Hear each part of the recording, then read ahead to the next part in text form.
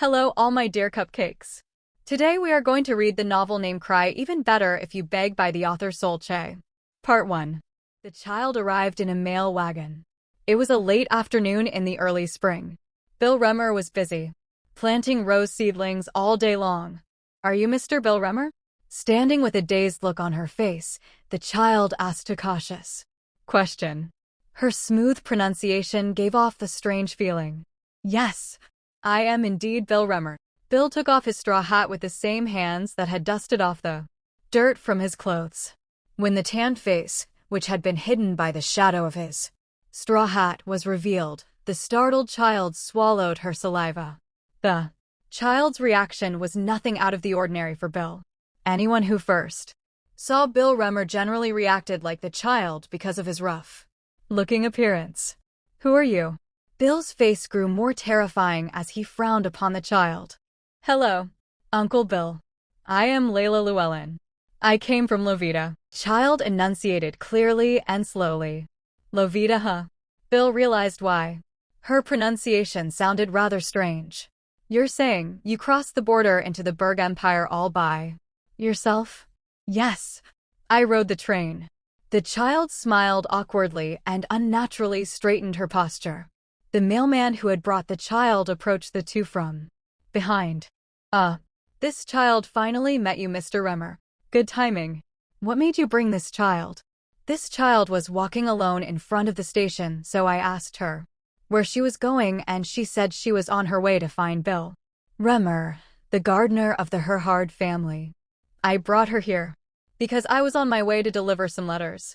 The mailman replied with a smile and handed an envelope to Bill Remmer. It was a letter from a distant relative living in the neighboring country of Lovita. Bill urgently tore open the envelope on the spot.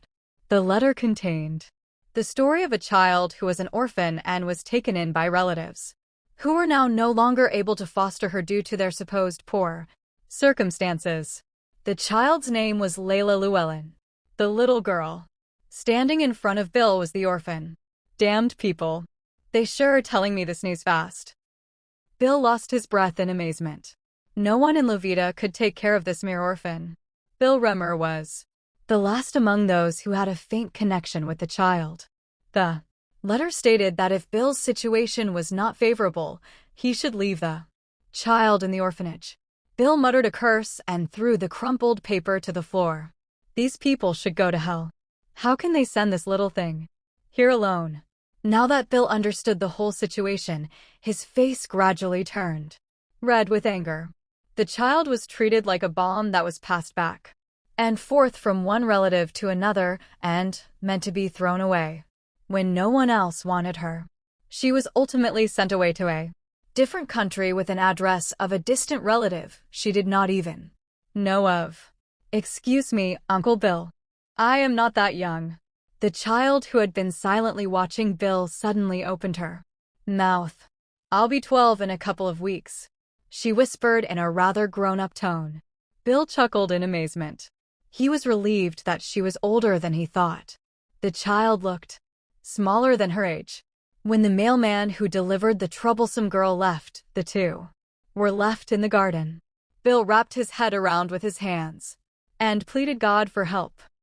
Even though they were distant relatives, the two seemed more like father and daughter from afar.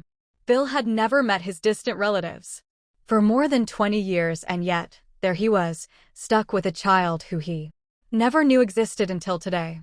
Even though the weather was chilly, the child wore a thin layer of clothes. She was emaciated, like an iron skewer. All Bill could see of her was her vivid green eyes and gold-threaded hair. It was impossible for him to take care of her, Bill concluded. But the only solution left was to put her in an orphanage, which drove him crazy. Bill once again murmured a curse towards the relatives that put him into this mess. The child flinched and started biting her red lips. Follow me. Bill shook his head in frustration and led the way. Let's fill our stomachs before I make my decision. His blunt words were carried away by the evening breeze. As the two walked further towards Bill's cabin, the child's timid steps gradually became light and cheerful. Is that all you're eating? Bill frowned upon the small plate the child was holding. Yes, I eat a little. The child smiled. Child, I hate children who don't eat a lot. The child's eyes widened at Bill's words. The light of the table lamp lit over the child's skinny wrist that was revealed under the carelessly raised sleeve. You should eat everything like a cow. Bill's expression became more stern. The troubled Layla, slowly blinking. Her eyes moved more loaf of meat and bread onto her plate. She then hurriedly began to gobble up her food. I can't eat like a cow, but I do eat quite well, Uncle. The girl brightly smiled with breadcrumbs near her dainty lips. Yes, I can definitely see that. Bill laughed and started filling his tall glass with alcohol. Aren't you afraid of me? Bill scrunched his face to deliberately scare the child. The child simply stared at the man, not daring to avoid his eyes. No, you don't yell at me. You give me lots of good food. So I think you're a good person. What kind of life has this child been living? Bill thought as he filled his glass of beer again. The letter said the child's mother abandoned her husband and child to elope with another man. The father of the child, who was heartbroken by the betrayal, became an alcohol addict and had died of alcohol poisoning. After that, the child grew up in the homes of her relatives, only left to be deserted by them. Even though the child had a pitiful past, Bill believed it was still absurd to raise her. Bill Rummer chugged down the glass of beer and decided that he will make his decision by next week. Did everyone hear? The gardener Bill Rummer has started to raise a young girl. A young maid hurriedly rushed into the lounge servants used during their free time. The servants who were taking their rest all turned their eyes toward the young maid. A girl? Mr. Rummer? It would be more plausible to say that he decided to raise a lion or an elephant instead. One of the servants snorted. The Herhard household's gardener, Bill Rummer, was a man who had a natural talent for growing flowers. Thanks to his talent, he has been able to maintain this position as a gardener for 20 years even with his brusque temper. He was deeply trusted by the Herhard family, especially Norma. Due to Norma's unique love of flowers, she gave infinite understanding and tolerance to Bill's gardening and temper. It was also her decision to give the gardener a cabin in the woods located behind the Herhard's mansion. Bill Rummer's life was simple. He worked in the garden and took a rest in the cabin.